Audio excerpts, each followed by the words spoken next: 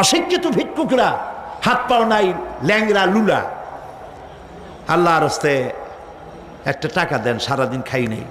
এই হলো অশিক্ষিত ভিক্ষুক। আর শিক্ষিত ভিক্ষুকরা টাই, স্যুট, প্যান্ট, সেন্ট স্প্রে করে তারপরে গভর্নমেন্টের শ্বশুরের চেয়ারে গিয়ে বসে চাইয়ে টাকা নেয়। এই কাজটা যদি করে নিতে হয় 50,000 টাকা দিবা, 1 কোটি টাকা দিবা।